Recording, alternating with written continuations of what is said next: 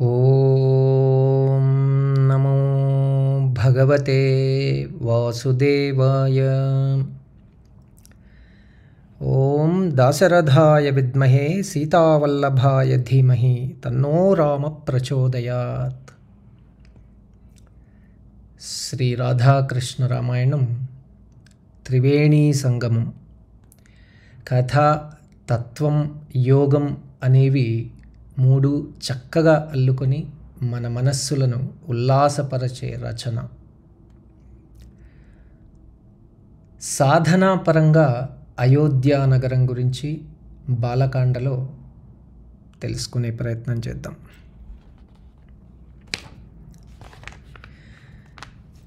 యోధులకు జయింపరానిది అయోధ్య.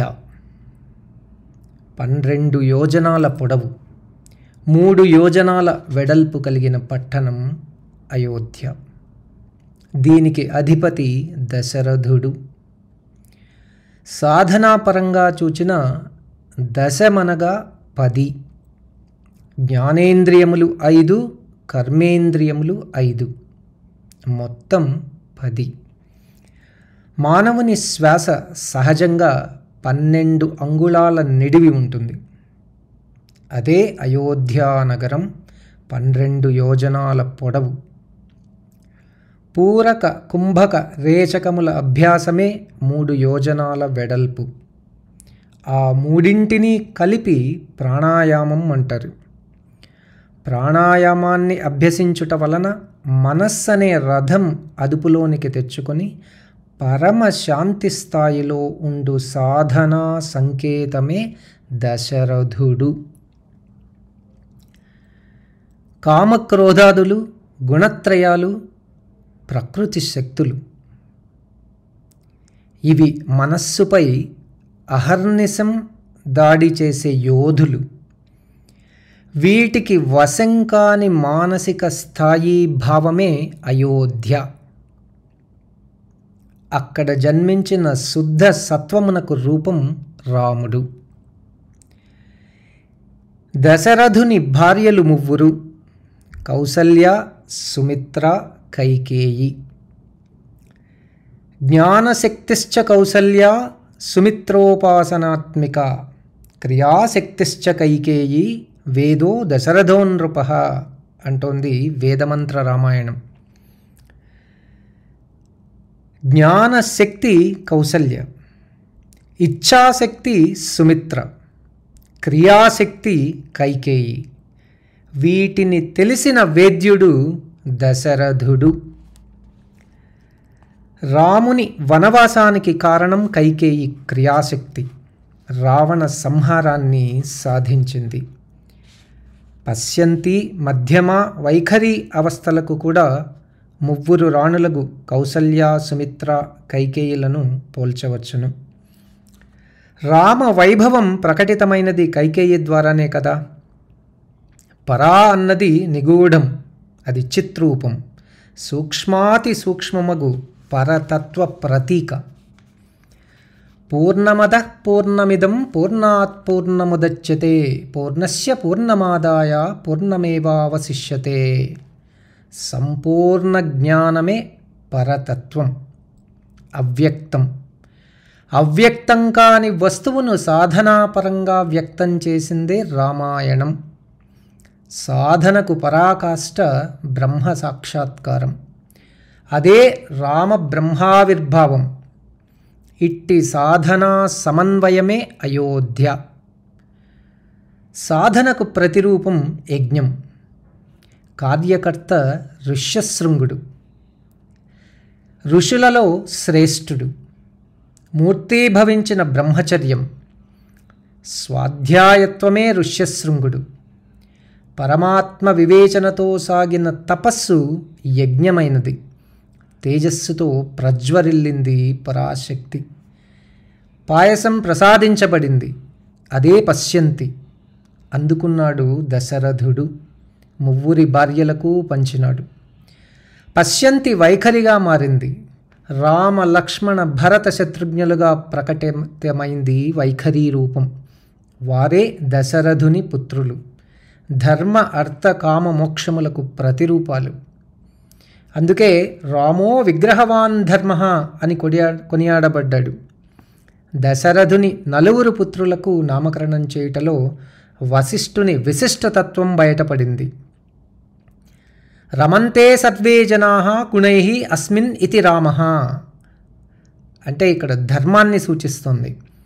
లక్ష్మీ అస్య అస్తి ఇతి లక్ష్మణః ఇది అర్థాన్ని సూచిస్తోంది.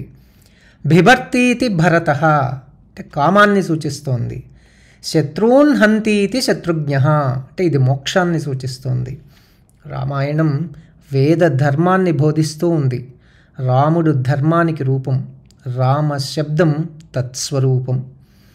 రకారో అనలబీజస్యాత్ ఏ సద్వే బడబాదయః కృత్వా మనోమలం సర్వం భస్మకర్మ శుభాశుభం. అకారో భానుబీజాత్ స్యాత్ సర్వవేద ప్రకాశకః హరత్యేవ చ సద్రాత్వా అవిద్యా హృదయే తమః. మకారశ్చంద్రబీజాత్ స్యాత్ పదంబు పరిపూరకం త్రితాపం హరతే నిత్యం శీతలత్వం కరోతి చ. సోమ సూర్యాగ్నులను మించిన స్వప్రకాశం రామనామం. మనస్సులోని శుభాశుభ కర్మల యొక్క భావనలను నశింపజేసి అద్వైతమున అవగాహనకు తెచ్చున్నది రావర్ణం అంటే అక్షరం. అది అగ్ని సంబంధమైనది. సూర్య సంబంధ బీజం ఆ అంటే అవిద్యను అజ్ఞానాన్ని హరిస్తుంది. సర్వవేద సంబంధ జ్ఞానాన్ని ఇస్తుంది. ఇక మకారం చంద్రబీజం. అధిదైవత అధిభౌతిక ఆధ్యాత్మికములను 3 రకములకు తాపములను నశింపజేస్తుంది. రా ప్లస్ ఆ ప్లస్ మా రామ. సకల కర్మ సంకల్పములను నశింపజేయునది. అద్వైతమునకు దారి చూపునది. సర్వజ్ఞాన స్వరూపం రామశబ్దం.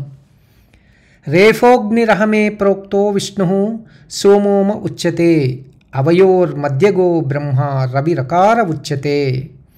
రా అంటే రుద్రుడు, ఆ అంటే బ్రహ్మ, మా అంటే విష్ణువు. ఈ 3 మూర్తుల ఏకతారూపమే రామశబ్దం. ఇక యోగపరంగా చూచిన రా అనేది అగ్నిబీజం. ఇది సుషుమ్నా నాడికి గుర్తు. ఆ అనగా సూర్యబీజం. ఇది పింగళ నాడికి గుర్తు. మా అనగా చంద్రబీజం. ఇది ఎడానాడికి గుర్తు. ఈ 3 రా అనేది పరశురాముడు, ఆ అనేది శ్రీరాముడు, మా అనేది శ్రీకృష్ణుణ్ణి సూచిస్తుంది. కావున రామశబ్దం అనేది యోగతత్వం. రాముడు పరమ పురుషుడు, పరమాత్ముడు.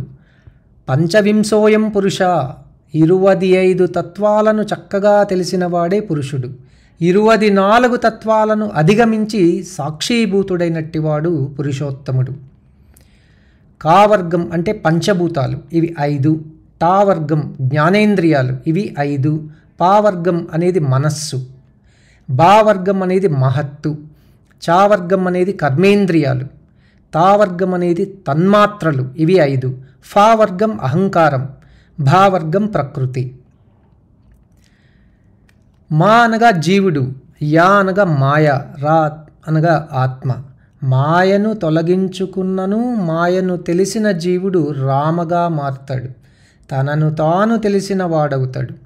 జీవుడు అగు బోయకు మాయను తొలగించుకొని ఆత్మను తెలుసుకొనుము అను బోధనకు సంకేతమే మరాశబ్దం. దానినే బోధించాడు నారదుడు. నారం దదాతీతి నారదః. రా అంటే రజస్సు, ఆ అంటే తమస్సు, మా అంటే సత్వము అను 3 గుణములకు అతీతమైనది, కారణమైనది రామశబ్దం. ఆద్యో రా తత్పదార్థస్య మకారస్త్వం పదార్థవాన్ తయో సంయోజనమసీత్యర్థే తత్వవిదో విదుః. సృష్టికి పూర్వం రూపనామాలు లేనిది తత్శబ్దముచే సూచించబడింది. అదే నేడు అనగా సృష్టి తరువాత పదార్థ రూపం చేత ప్రతిపాదించబడింది. త్వం శబ్దంచే నిరూపించబడినది. తత్వంల కలయికయే తత్వమసి అనే మహావాక్యం. ఆ మహావాక్యమునకు రూపం ప్రతినిధి రామశబ్దం. రామశబ్దం గుణాతీతమే కాదు, బ్రహ్మ ప్రతిపాదితమే కాదు, ప్రణవస్వరూపం కూడా. ఓంకారవాచస్త్వం రామవాచామవిషయ పుమాన్ వాచ్యవాచకభేదేన భవానేవ జగన్మయ అంటోంది అధ్యాత్మ రామాయణం. రామ అంటే +ఆ+ఆ+మా అంటే 4 స్థాయి భావాల సమ్మేళనమే రామ శబ్దం. పరా పశ్యంతి మధ్యమా వైఖరి, వారే రామ లక్ష్మణ భరత శత్రుఘ్నులు. వీరి జన్మకు కారణం పాయస పంపకం. పాయసం అనేది యజ్ఞప్రసాదం, అదే జ్ఞానస్వరూపం. కౌసల్య అంటే సత్వగుణం, సుమిత్ర అంటే రాజసం, కైకేయి అంటే తామసం. వీరి మధ్య పంపకం జరిగింది. కౌసల్యకు అర్ధభాగం, సుమిత్రకు 25 భాగం, కైకేయికి 8వ భాగం, మిగిలిన 8వ భాగం మరలా సుమిత్రకు పంచబడింది. సత్వగుణముతో కలిసిన జ్ఞానరూపం రాముడు, రాజస తామసాలతో చేరిన జ్ఞానరూపాలు లక్ష్మణ శత్రుఘ్నులు, కేవలం తామసంతో కూడిన జ్ఞానరూపం భరతుడు. లక్ష్మణ శత్రుఘ్నులు సేవారూపాలు. లక్ష్మణుడు రాముని అనుసరించాడు, శత్రుఘ్నుడు భరతుని చేరినాడు. కావున ఏకం సత్ బహుదా భవంతి అన్నట్లు రామ లక్ష్మణ భరత శత్రుఘ్నులు ప్రపంచానికి ఆదర్శప్రాయ సోదరులైనాయి. మరో పర్యాయం సాధనాపరంగా అయోధ్యను మననం చేసుకొనగా ప్రాణాయామం ద్వారా శ్వాసను నియమించి మనస్సును వశపరచుకొని జ్ఞానేంద్రియ కర్మేంద్రియానుభవములను చక్కగా అవగాహన చేసుకుని పరమశాంతి స్థాయిలో ఉండునదే అయోధ్య. జై శ్రీరామ్.